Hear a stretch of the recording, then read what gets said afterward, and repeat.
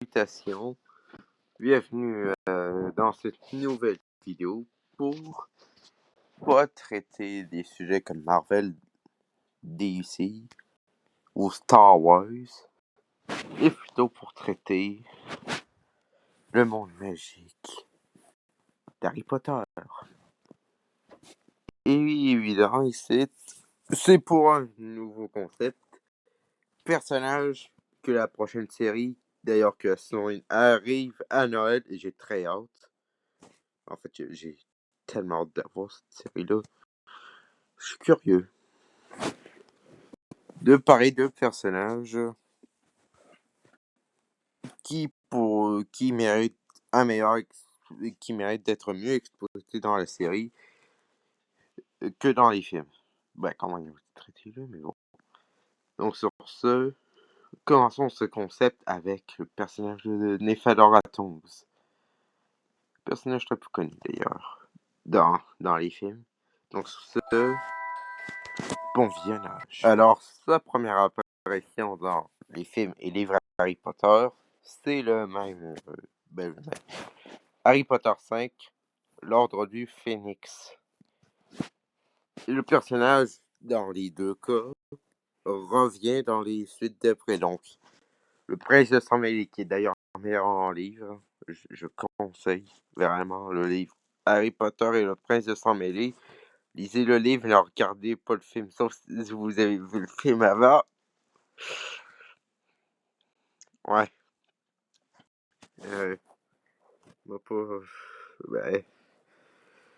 C'est le pire film, en fait. Le Prince de Sang-Mêlé, je dis subjectivement, si vous trouvez pire, vous avez le droit. Et la fin de Harry Potter, donc Relique de la mort,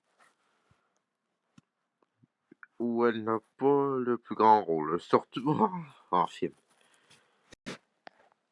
Donc, première apparition du personnage de Nefadora Tonks, qui préfère qu'on l'appelle Tonks parce qu'elle n'aime pas son prénom. C'est bizarre des fois, mais bon. Elle apparaît pour la première fois dans Harry Potter et l'Ordre du Phénix. C'est important de savoir. Alors, tout ce que les films ont enlevé du personnage de Nefadora de Tonks, eh bien, des premiers points, c'est dialogue. Quand même, ils lui ont enlevé des dialogues. Genre, par exemple, dans Harry Potter, l'Ordre du Phénix, dans le film, on la voit tellement peu parler. Mais dans le livre, c'est beaucoup plus. Quand ils viennent chercher Harry dans la maison des Dursley, ben, elle est avec Harry, elle parle de sa coupe de cheveux. Oui, de sa coupe de cheveux qu'elle peut métamorphoser ou un truc comme ça, là. Elle parle de l'éclair de feu. Ben, elle parle de choses, là, avec Harry. Donc, ça développe un peu le personnage.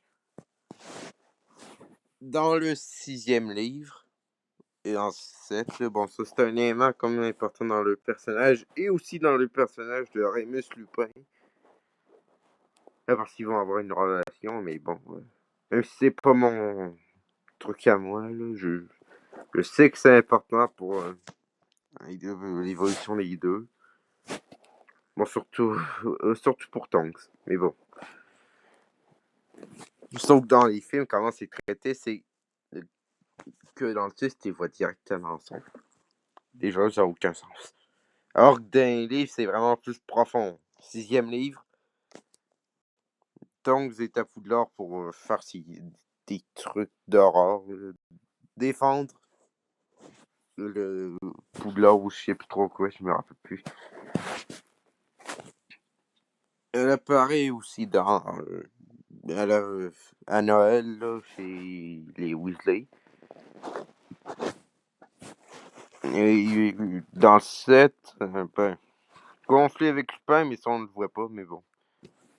Donc en soi, il y a quand même beaucoup de choses que les films ont enlevé à Tonks et c'est un petit peu décevant. Ben, c'est extrêmement décevant en fait. Extrêmement. Alors, oui, ça serait intéressant à faire. Ce que la série pourrait rajouter à Tongs. Et j'avoue, ça, c'est pas une question facile, là, mais... Et déjà, mon idée sur sa relation avec Rémus Lupin, même si c'est pas mon truc préféré, je l'ai dit, et je le redis, là. Pas grave, là. Mais il faudrait un petit peu plus pousser le truc. Personnellement, oui, tu comprends leur relation entre eux. Bon, surtout parce que Rémus Lupin, il y a au moins, je pense, le double de l'âge de Tonks. En tout cas, si ma mémoire est bonne, là, mais semble que Rémus Lupin a le double de l'âge de Tonks dans mes souvenirs, à moins que c'est faux, là, mais en tout cas, je sais que Rémus, il est dans la trentaine, là, mais je sais pas, Tonks avec quel âge. Mais à moins que je devrais. Je me rappelle plus, en fait, si on lui avait dit son âge. Mais bon. Euh, euh, Ce serait bien d'approfondir sa relation avec Lupin, là, mais... Parce que ça m'a amené dans le 7e livre, pour ceux qui ne savent pas, ou ceux qui n'en ont rien à faire des livres parce qu'ils n'aiment pas lire, là, mais bon. Dans les livres, à m'amener, Harry, me semble qu'il était chez Bill Weasley, me semble.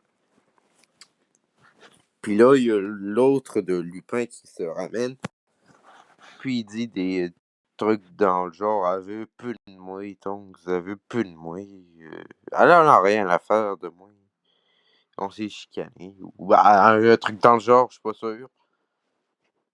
Peut amener Harry, il dit ah non, non, non, tu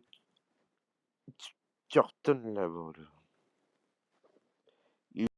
Harry lui dit carrément retourne voir Tonks, c'est un fils. Tu y vas.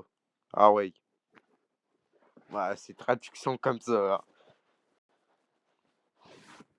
Donc en soi, oui, les scènes de conflit, ça pourrait ajouter un peu plus de profondeur. En tout cas, de mon point de vue. Bon, par contre, des scènes pour voir le jeune, ça me dérangerait pas, mais faudrait pas trop forcer non plus sur ce jeu. Genre, s'ils veulent mettre l'enfant de Rémus et Tongs, ben, tant qu'ils le font pas d'une...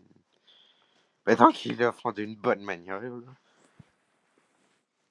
Mais après, bon, ce serait peut-être intéressant de développer un peu ce côté-là, mais c'est pas le genre de truc que je préfère. Mais après, autre chose que la série pourrait pousser, c'est